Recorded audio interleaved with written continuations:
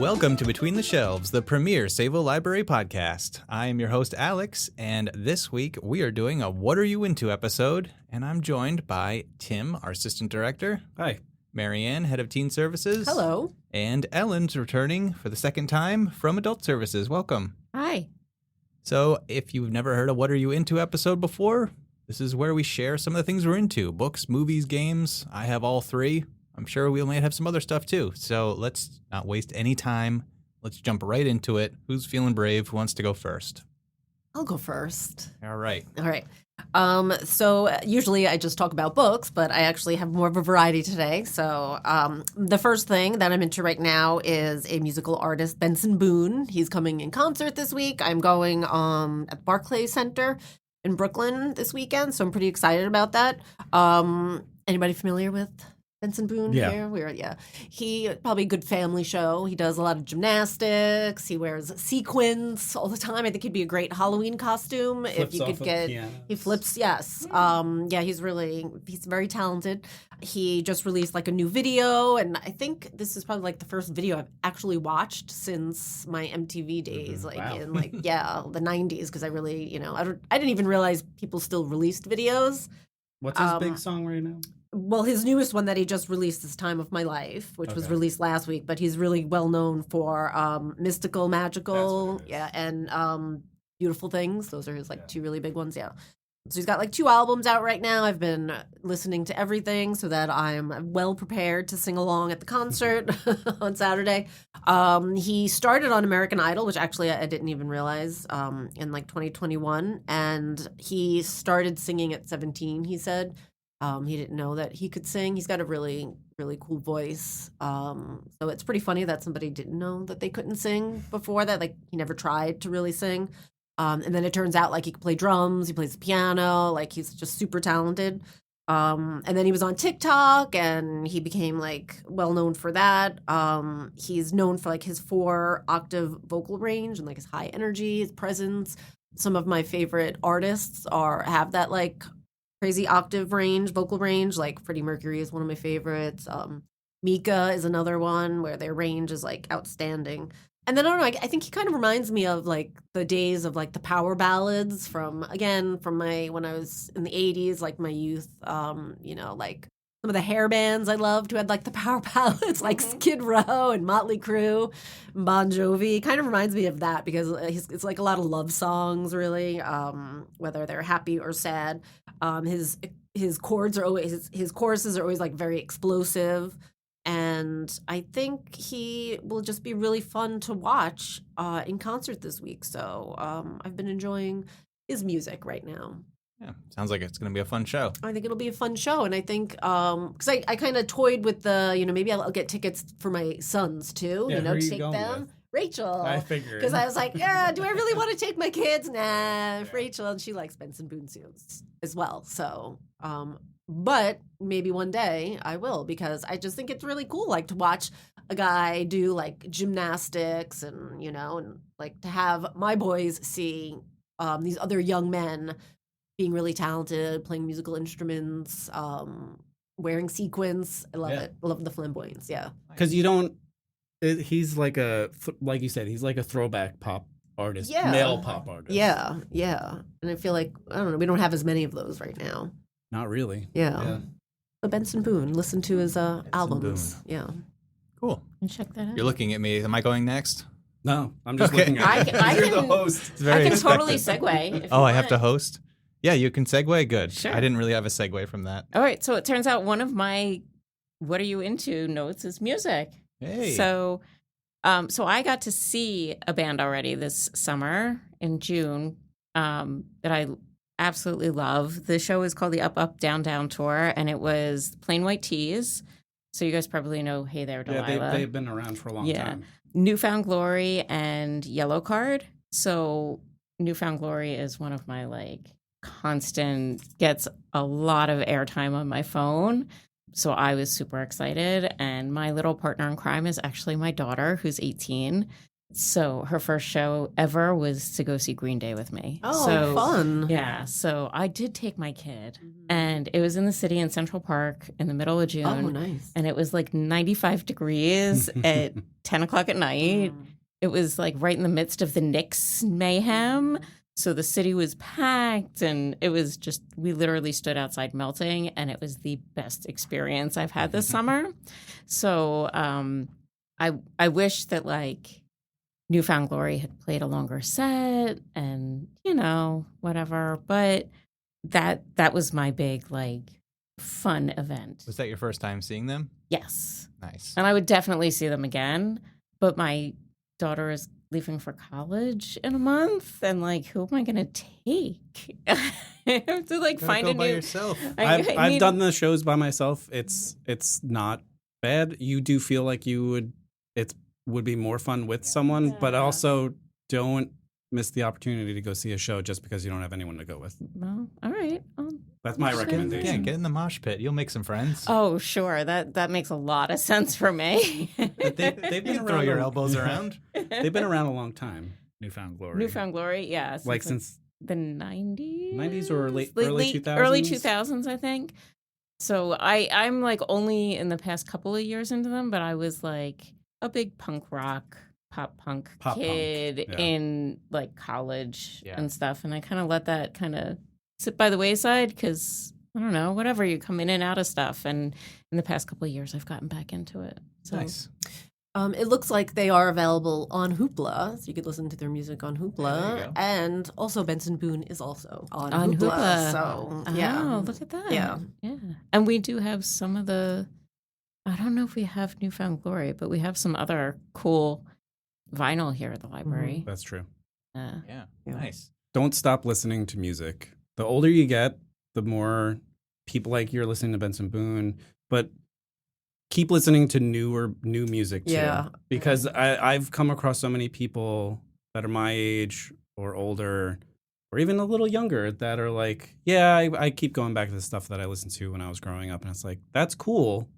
Yeah, they But don't there's know so much the new music stuff. that's been influenced by that stuff, by Newfound Glory that's out there that you should keep listening to. Just keep listening to as much music as possible.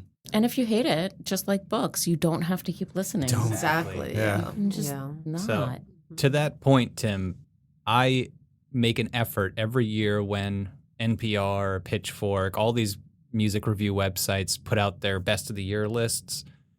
Almost all of them on their websites will play at least like one or a few songs in that list, so you can get their top 100 recommendations and get a song sample from each of them. So I will go through all of those at the end of the year, and it's perfect because you're investing 2 minutes of your time for each song at the most, or 10 seconds if you really don't like it. So it gives you a good idea, and if you like it, you can go a little bit further and pursue it. And I've discovered some of my all-time favorite, like lifetime favorite albums that way. So it is worth the effort. It is an effort, though. Yes. You do have to not just recede back into like, well, this is the stuff I grew up with. Right. This is the stuff I'll only like forever. Right. Because there is new music that is good, that is still happening in the ocean of crap that's coming out. Right. So you just have to do a little bit of digging. Yeah. But using those curated lists is a nice way a shortcut. Yeah. As a teen librarian, I try and listen to some of the new music, but I do struggle a lot with it. And even when like Benson Boone's concert tickets were coming out, I thought to myself, am I too old to see this? Like him perform, because he's like 24, he's young, and but I was like, you know what? No, I'm going to go. I like his music, whatever. It looks like, it's going to be a great performance. And then someone asked me, I won't name names, asked me, oh, what type of audience do you think he'll have there? And I was like, I don't know, but maybe young. And they had said, I don't know, I think it might be older. And I was like, oh. I think so too. Really? Yeah. Because he's a throwback. I guess so.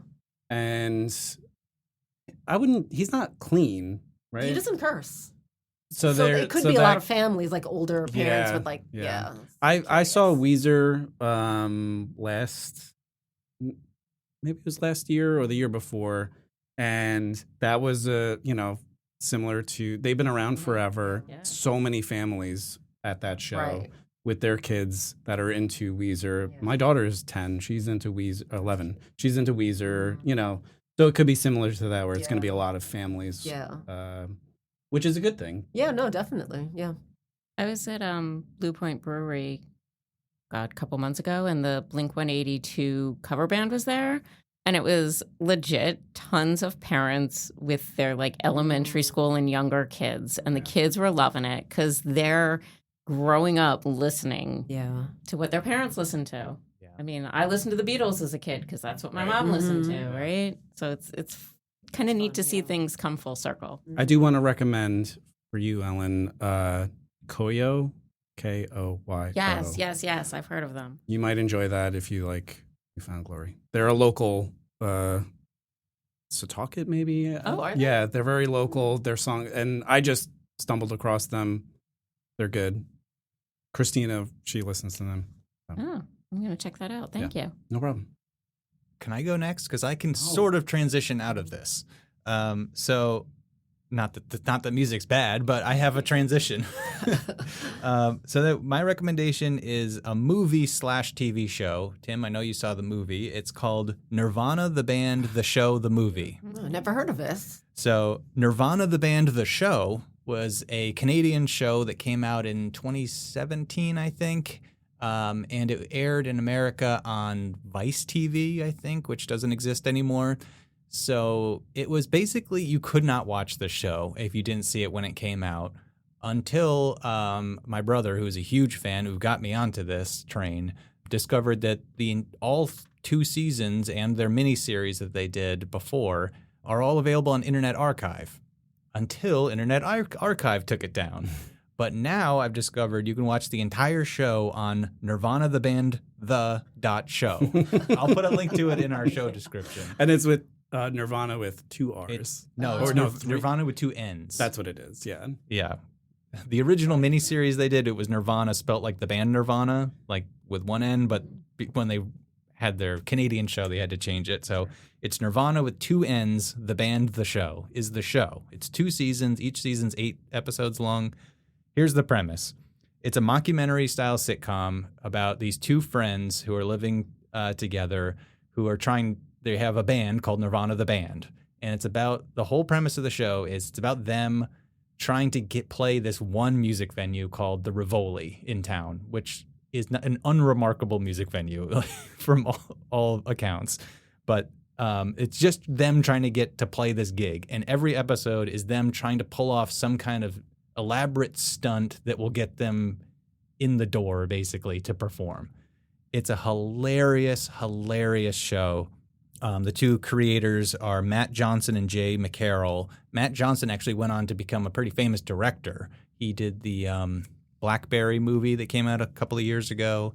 And then he also directed the Nirvana, the band, the show, the movie that came out this past year, which is now available on Blu-ray in America. So the premise of the movie is it takes place, 10, at least over a decade after the show had ended. And the 2 characters are still living together, still trying to get a gig at the Rivoli. They're kind of just stuck in this loop of trying to do these stunts to get in. And basically the movie starts with them trying to do this super elaborate stunt that I won't spoil, is absolutely hilarious, that goes catastrophically wrong. And Jay, who's the piano player in the band, sort of has this realization that, what are we doing? We've been trying this for over 20 years. It's not working. I need to move on. So that's the kind of starts the show off. So the rest of the movie is about Matt trying to get Jay back, basically. And through a series of events that I won't get into, travels in time back to when they first met 20-ish years ago. And it's about them. He's trying to reconnect with him back then and try to rebridge their relationship and fix the rift and everything. It's so funny. I know, Tim. Funny. I know, Sounds very, funny. very funny. I'm glad you thought it was funny. If you do watch the show, it's just even more funny because you just have all their inside jokes and all their references to the show. Now, the movie itself, I don't know how they made it. It's one of the most impressive films I've ever seen in terms of editing, because when they go back in time, they're using footage from the show and they're using footage from their home movies that they made before the show was even a thing and splicing that in with their current age characters. I don't know how they did it. Plus, it's not a movie that has like, I don't know what the budget is, but whatever it is, they spent every bit of it on doing that. And there's some pretty decent special effects in it for a movie that like shouldn't have any money thrown at it. And also, I talked to you about this before, Alex, of the soundtrack.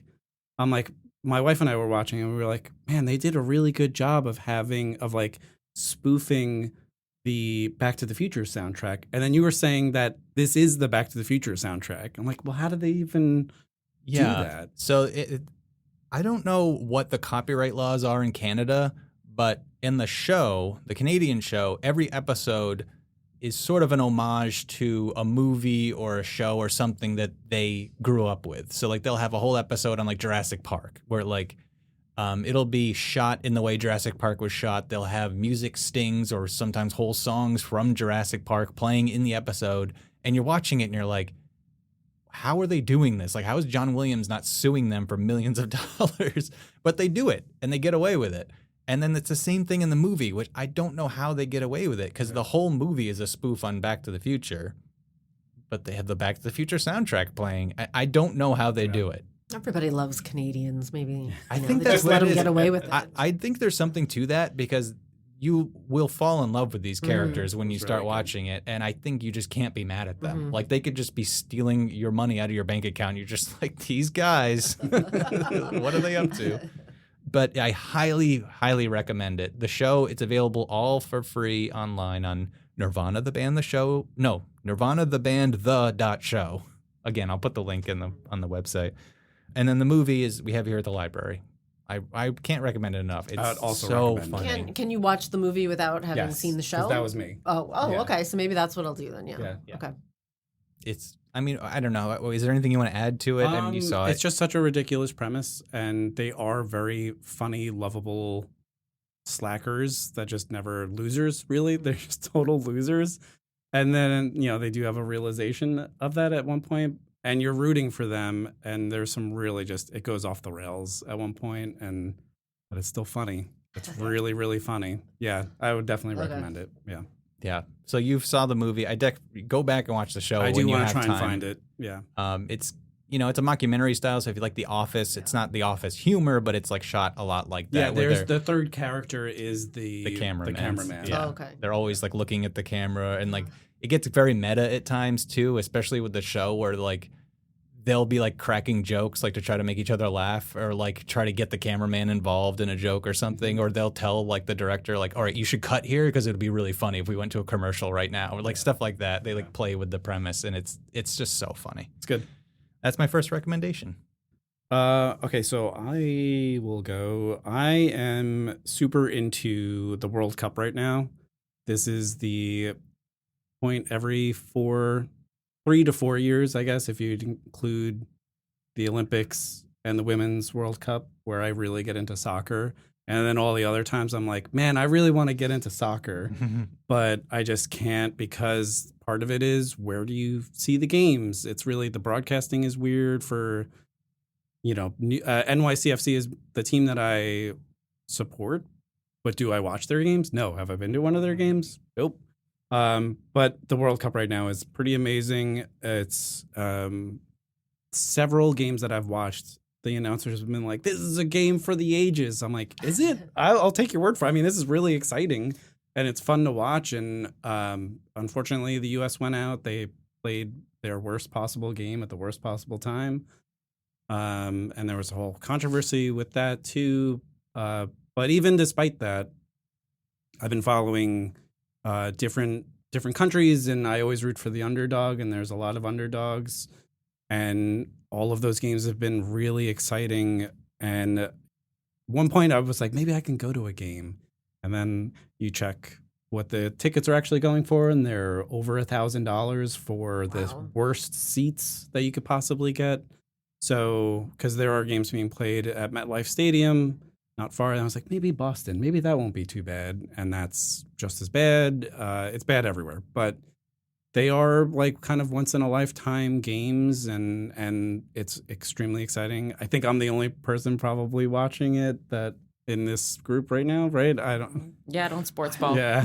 Whenever it's on, fun. it's mesmerizing. There's something just so elegant about the game of soccer, football. My best friends are all soccer hooligans. They've been into FIFA and soccer for well over a decade, like years and years and years. They actually went to the Brazil World Cup. They're going to this World Cup.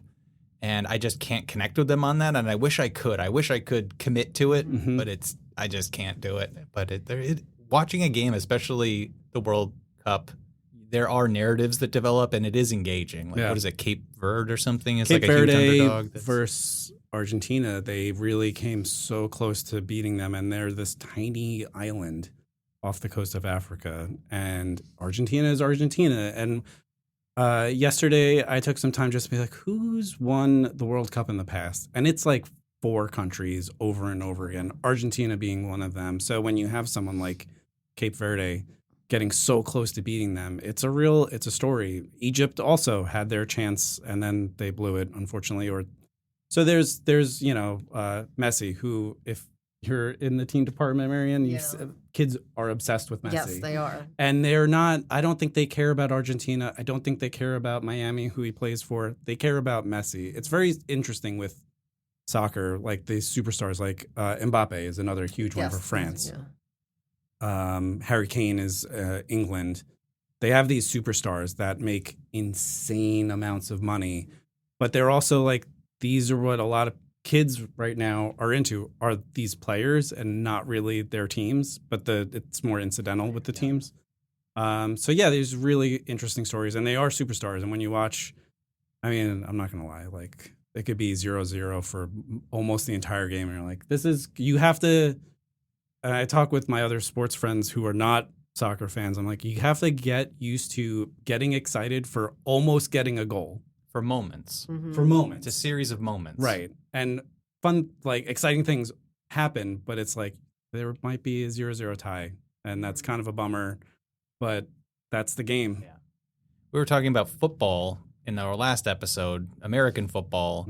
I think that's the most boring sport of all time because there's so much downtime for 2 seconds of action. Yes.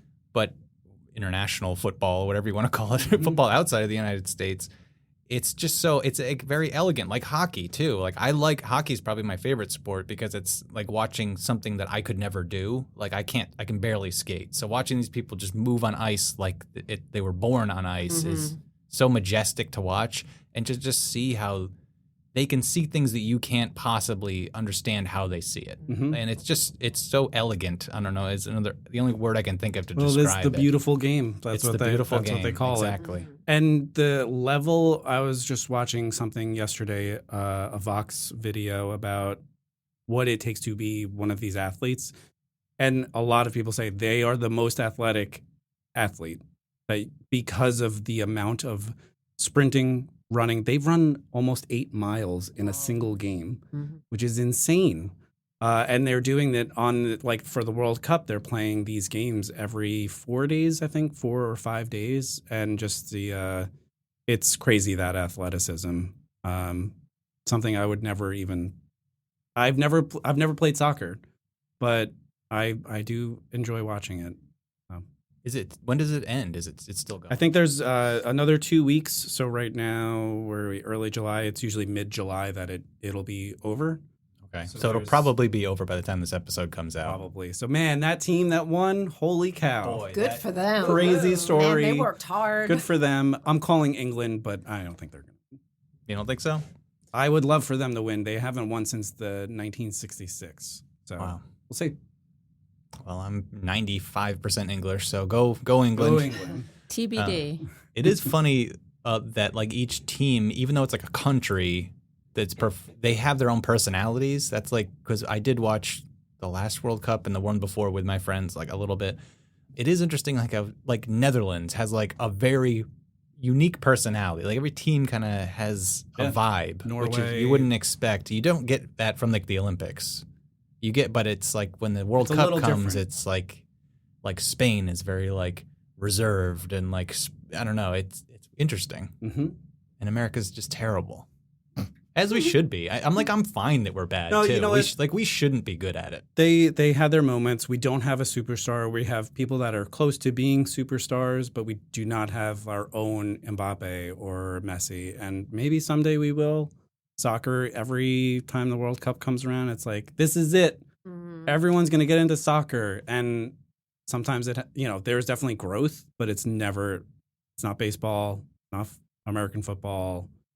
Maybe it's just as popular as hockey, but probably not. But it's getting there. I mean, there's a new stadium being built right now in Queens, right next to in Flushing, for NYCFC, and that's going to open this year. So it's taking off. There's new stadiums being built all the time for soccer. So it's something. And maybe the next generation, maybe our kids are the ones that are going to be the ones that are really, especially if football is declining in popularity. This might be the thing. I don't think it'll ever take its place, but it'll get up there. I was really into it last time World Cup was around. I would watch with my kids and stuff, and they were really into Messi and Mbappe. Like they were, and we were really watching it for them. But and I have two of my best friends from college. They love soccer. They went to a couple of the games.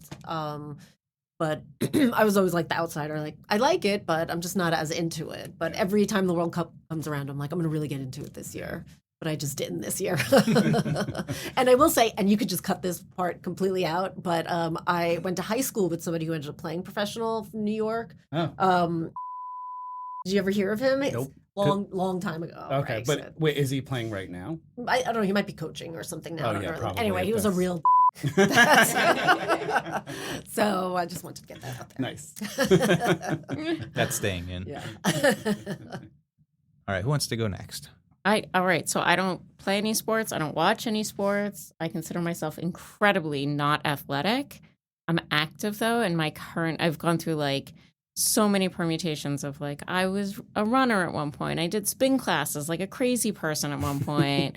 The first time I did weightlifting was in college. I signed up for a gym class that was weight training, and I walked in and I'd never lifted a weight, and it was the football coach who's the teacher.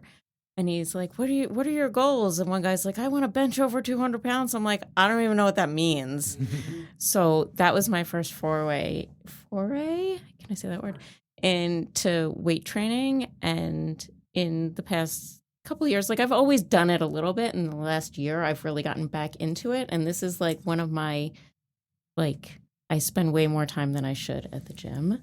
And I've been like hitting personal records and That's awesome. so yeah, and then in between I'm reading my band books when I'm like resting between sets. So that's been like a really interesting journey for me. And it's amazing, like you start meeting these people at the gym who are your gym friends, and they're all like, oh, you should try this supplement and that pre-workout. And I'm like, I just want to eat food and pick up heavy stuff and put it down again. Like I want to not throw out my back. yeah, pretty much. Like I want to not be an old lady with a walker, So that was Good goals.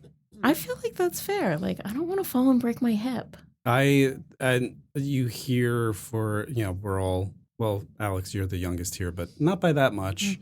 But the older you get, the more important it is to work out or stay fit just for your safety sake of not, falling and breaking something easily. And I have rheumatoid arthritis, and so and I work out pretty frequently, and it's a struggle, but I push through it anyways, just because I know in the end it's going to benefit me, even if it's extra pain involved.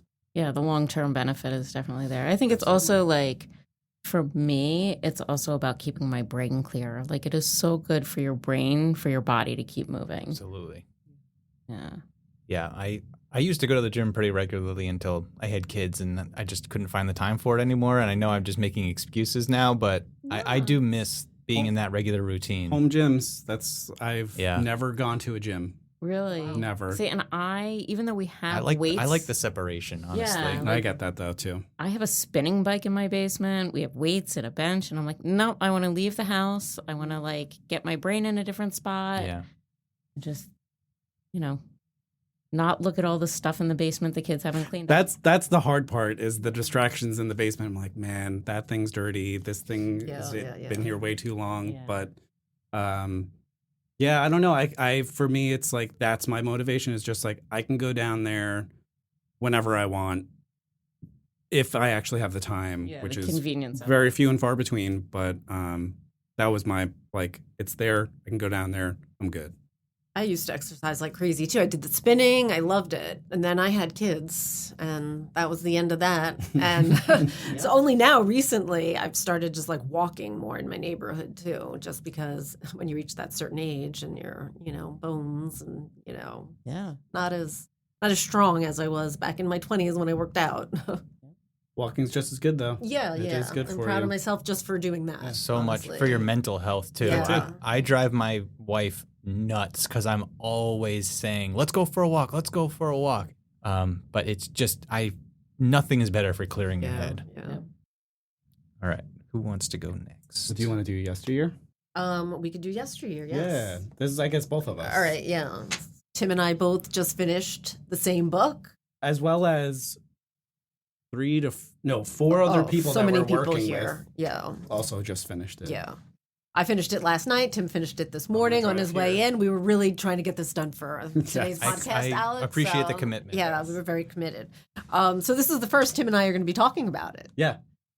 All right. So what did you think? Well, first, who's the author? Who is the author? That is a good question. Let's You guys really did your homework on take this a one. peek. I don't remember anything about this. Okay. Caro Claire Burke. Yesteryear by Caro Claire Burke. Well, it's just about this woman, right? She's a trad wife influencer. She's got a lot of followers. And she kind of gets thrown back. She wakes up and she's like in the 1800s now. And now she has to live that life. So that's like your premise right there. And it cuts between her current predicament and how she got there. So it's going back and forth, jumping in time. Yeah. And, this isn't a spoiler. She's a terrible person. All the characters are pretty unlikable. They're all pretty unlikable. Which I think probably the point. They were all meant there's to some be. growth of some characters, not who you would expect. Yeah. And it's well written. Mm-hmm. So it might It's be well-written. her first book. Yeah, I don't know if she is a debut author. She might be. Yeah. It's what is it? It's a Good Morning America book. Oh, club or yes, it something like is. that Yeah, it's book. one of those. Or yeah. Which I was kind of surprised by that because it's pretty dark. Really? I mean, it's Yeah. pretty dark. I mean, it is more, I guess, on the darker end, but it like it's one of the chapter, like every other chapter, you're like kind of starting from like her college years, and then as she moves towards like the present when she's like the trad wife, and then the other is when she gets thrown in to the past. Maybe we should explain what a trad wife is. Oh yeah. Go ahead, Tim. Yeah, I'm so familiar. Basically, it's someone that it's kind of a movement right now of women that are influencers specifically that are living this lifestyle that is as traditional Christian values as possible, shying away from technology, maybe keeping their kids off of technology. Right. That's a big part of it. Like the real like anti-feminist where like Anti-feminist. woman is home. Anti-vax, Wife is home. Yes. just very, very traditional, like 1800s values. Yeah. The men are, the ones in charge. They're doing all the hard work, and the women are raising the kids because that's easy. Yes. And this shatters that preconception of what that would probably actually be like if you lived in the 1800s and how awful and terrible it was. Right. So is the book sort of like the protagonist is getting her comeuppance, like she's getting what she wished for, basically? Yeah, in a way. In a sense. In a way. Yeah.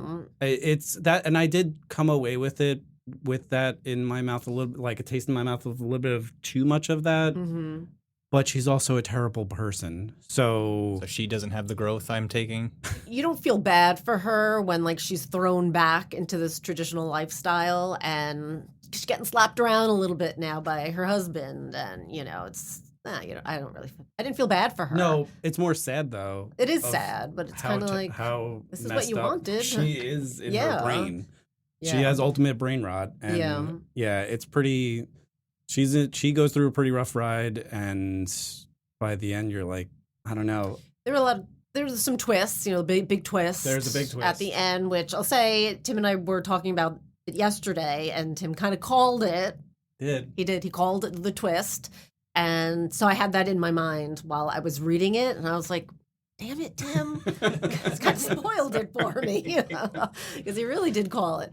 But I didn't realize that until 65% through the book. Yeah. And it was, it's a good mystery of like how she ends up there. Yeah. And really, it's clever. Right. Like, so she's got a lot of kids. She's got a lot of kids in her current life, right? Because they're repopulating the earth here, these traditional people. And then she goes, back into the 1800s, and she's got these kids there as well. And she's kind of like, these aren't my kids. And she's thinking about her other kids.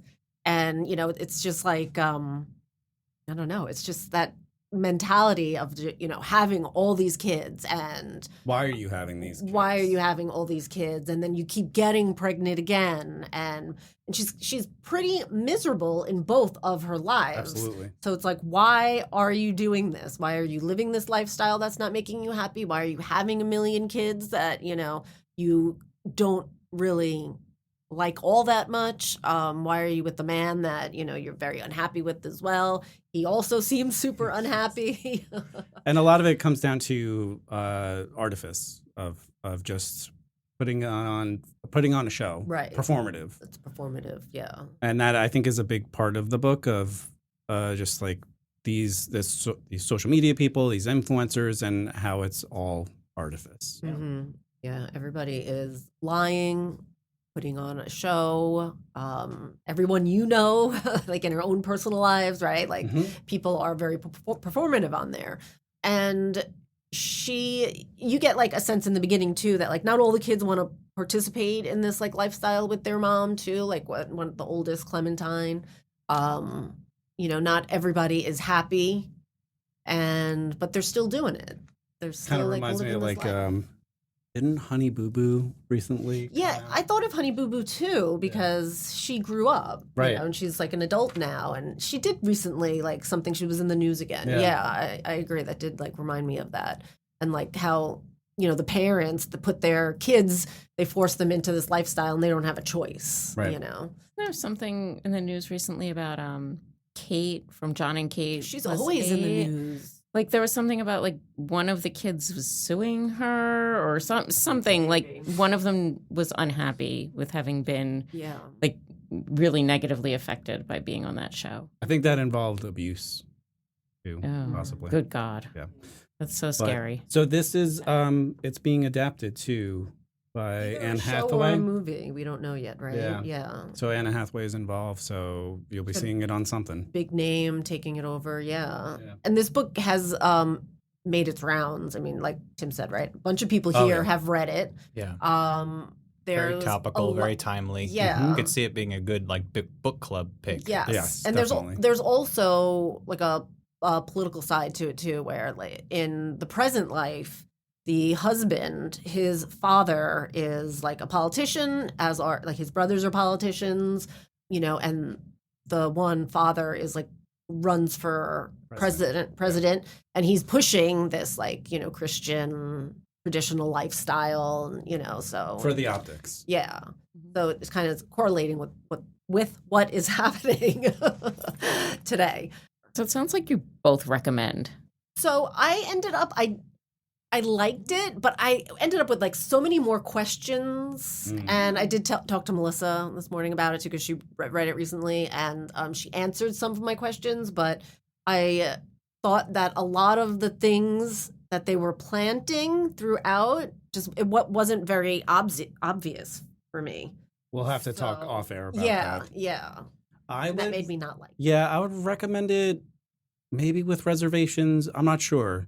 Because it's just, man, by the end of the book, I'm like, this is just depressing. Mm-hmm. And I do read some depressing books every now and then, and I'm always like, I'm glad I read it. It would probably make a pretty good movie. I think it'll make I think it'll be better as the show, actually. Well written, definitely well written. But yeah, it's a rough read. Okay. I didn't find it a rough read. And although dark aspects to it, I didn't find it like too dark for me to read. I guess I like dark stuff. Do you like a book with an irredeemable character? Because that's sometimes. What this is. So yeah. So that's the thing. Yeah, speculative fiction is always a good book club pick, I think, because it's such fodder for conversation. Like, what would you do in this situation? Or like, what do you think about this? Because it's like, it's not sci-fi, but it's like just enough twist of realism where, like Marianne was saying, like it raises a lot of questions, just the premise of the story alone. Absolutely. And then it being so timely, like everyone has an opinion on social media. So it's like, and it's very mixed reviews out there too. It's like a lot of like, I loved it or I hated it. A lot of that out there. It's political too. So maybe that's, Yeah. I imagine that the trad wives of the world are not happy with it. All right, cool. You have any final thoughts on Yesteryear? Nope. Good. Said everything. Yeah. Okay. I will talk about my current favorite book of the year. And I didn't mention this in our previous episode because it's not available at any library in the United States. Ooh. And the reason for that is because it is an Estonian novel that has not had an official translation in English yet or been published in English. So how did I read it? I don't speak Estonian. So I was able to read it because an intrepid group of Redditors, 40, I believe, Estonian Redditors, took it upon themselves to translate the book, which is an interesting process for a book. I've never heard of any book translated like this before. And what makes it even more interesting, and I'm sure everyone will have an opinion on this, they used AI to do the first draft. And then native speakers read through it and fixed it themselves. So, yeah, I was intrigued by that alone. But I also said it is my favorite book of the year. And I mean that. It is outstanding. The title of the book is called Sacred and Terrible Air, and the author is Robert Kurvitz. So the book is about these estranged friends who are obsessed with a kidnapping case that happened when they were back in middle school. There were 3 sisters that they were sort of romantically involved with, or at least flirting with. You're in middle school, it's that kind of time. Who vanish. It's like a famous nationwide kidnapping case. It's unsolved, and the 3 boys are now men, and they're still obsessed about the case. They're still searching for files, and then one of them, who actually ends up becoming a police detective, gets a new lead on this cold case, and kind of gets the band back together to go reinvestigate it. So each one of these men is, haunted by this story in different ways. One of them is obsessed with cold cases and kidnapping cases and is sort of collects paraphernalia and things from cold cases. Another one has basically been driven to a drug habit because of it. And then another one just who was in love with one of the girls and actually had a relationship with her, now just cannot have a relationship now. He's just incapable of forming any bonds with anyone anymore because he's afraid that they're going to disappear on him or something. So most of the story is them investigating this disappearance, kind of tracking down these lascivious characters, these leads, and the story gets very, very dark as you learn more about what's going on. So that's all going on. And then the author has created this world that is just unbelievable. It's not sci-fi, but it's not sci-fi. It's set in like this Eastern European sort of modern setting, but there's little tinges of like magical realism, or there's little elements that are like kind of sci-fi. Like they talk about like everyone travels by like these airships, basically. Like they're like hot air balloon kind of, Zeppelins, I guess is a better equivalent. Like things like that. Like there's little twists that make it like this different world. Like nothing is called like by the nations that they're referred to. In our reality, there are different kind of nations. Politics is different. Politics is very, very much a part of the story too. There's like all this political intrigue that's going on. There's all these nations that are vying for political control and cultural control, and there's all these organizations that are kind of vying for power that you kind of get slowly kind of wade into as the mystery unfolds. And it's just very, very riveting. So I discovered this book because one of my favorite video games of all time, Disco Elysium, is based on this book. Oh. The author who wrote this book also wrote the game. So it's set in the same world as that game, which makes total sense when you play the game. It's the aesthetics, the writing of Disco Elysium. It won a BAFTA award for its writing. It's very, very similar. Also an Estonian game company. Yes. So it's very much in line with that. Now it's a prequel and a sequel to Disco Elysium. It jumps around time a little bit. You can read the book without playing the game or play the game without reading the book. They're really, the stories are completely unconnected. The only thing is you might pick up a little like references that are in both of them to like some of these like political factions and things like that. But otherwise they're completely unrelated. The prose is beautiful. I don't know who to attribute that to, the Kurvitz AI or these Redditors who translated it. Regardless of that, it's literally one of the best written books I've read in years. It's fantastic. The themes, like I said, it talks about history, philosophy, politics, memory, grief. Like it has all these wonderful themes that are all so rich. And it's a very exciting book too, even though it is a more like plotting, investigative mystery. There is this, because of that political tension that's going on, there's like this kind of like tension that's bubbling under the surface of all the world around them. And it's kind of rising up in the background in like revolutions and terrorism and things like that. None of which like directly influences the main plot line, but you can kind of get a sense of like what's going on in the world, and it is all kind of interconnected. You can read it online. That's how I read it. It's a 400-page PDF. That's how I read the book. I think there is an ebook version available, like that you can download on like a Kindle or something. Are there plans for an official translation? I don't know. The book came out about I want to say like 8 or 9 years ago. Oh wow! And has not had a translation since. I don't know why. I have a feeling it has to do with it's stuck in some kind of legal limbo because of the game, and maybe it's stuck in some sort of copyright limbo or something. I'm not sure, but like I said, the fan translation is available online. I'll post a link to it in the show notes, and it's really incredible. I really can't recommend it enough. It's called Sacred and Terrible Air by Robert Kurvitz. Yeah, that's what I have to say about it. Really, if you like Disco Elysium, you must read this book. It's right in line with it.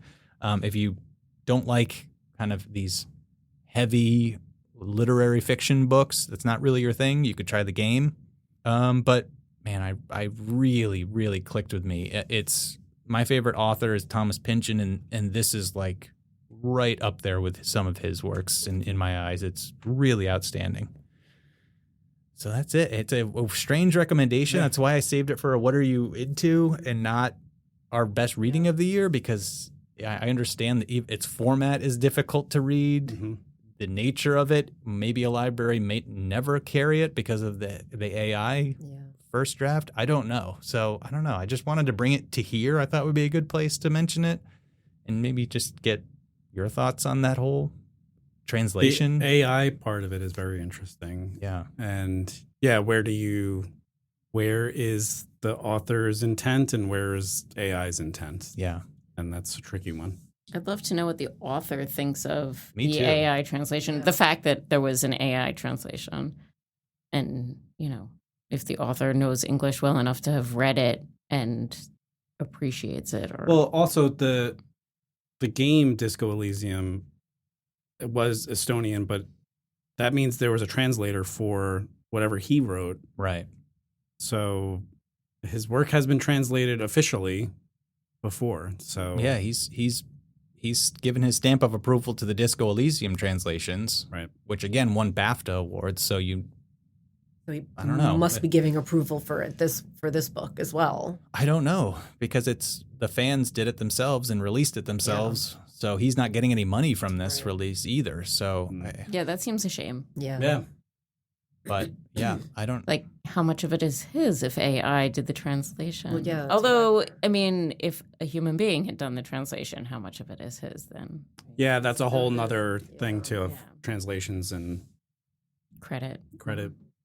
Yeah, there are footnotes like when the authors, like the 40 Redditors who did the second pass and third pass, the further translations, when they want to make like a clarification saying like, you know, the author used this word, which in Estonian means that, like, you know, so they do have like footnotes to kind of make it make a little bit more sense. But yeah, it was a really, really interesting read. One I will not forget for some time.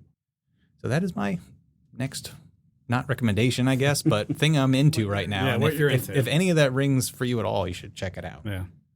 Who wants to go? Ellen, I think it's your turn. Yes. Okay, so I don't know if you'd say it's what I'm into, but what I'm doing right now, my daughter just graduated high school, so we're having a graduation party for her. And, you know, parties can't just be like you put out the food and put up a tent anymore. You have to like go all in and have coordinated stuff. And I mean, so yay, Canva, Cricut, all of these things. I discovered that you can, in fact, make temporary tattoos that are custom using the Cricut. So TBD, that might be a makery project, depending on. Yeah, that's really fun. Because you literally can, like, I made tattoos with her favorite horses and, you know, her face. And I actually tried using AI for art for the first time because I'm like really not into the whole concept of AI art, really, or for writing. But I figured I should try it so I can at least know what I'm saying I don't like. So the party favor is a little baggie with the stuff to make s'mores. And, you know, a little tagline of like, Bella's onto some more great things, blah, blah, whatever. So I used AI to design a s'mores, but it's also a graduation cap. So it's got like, Oh, nice. the graham cracker has a tassel, and then the chocolate and marshmallow are sort of cap shaped. So it was an interesting experience because the first thing I put in, what I got out was not what I had envisioned. So it was a challenge to give instructions to the AI program to get what close to what I was envisioning. What did you use? I did it in Canva. So I used whatever one of their apps was within Canva. It was a learning process for sure. And I will say it's not really quite as plug and chug as people make it out to be. You really have to be thoughtful about how you phrase things, what you're asking for the AI program to do for you. So I appreciated that learning experience of it. And I'll give AI a little credit that you do have to use your brain some. I mean, at the end of the day, if I'd sat down with a pencil and paper, I probably would have come up with something that I liked better, but I wanted the experience. Mm-hmm. So that was kind of my learning curve this past month.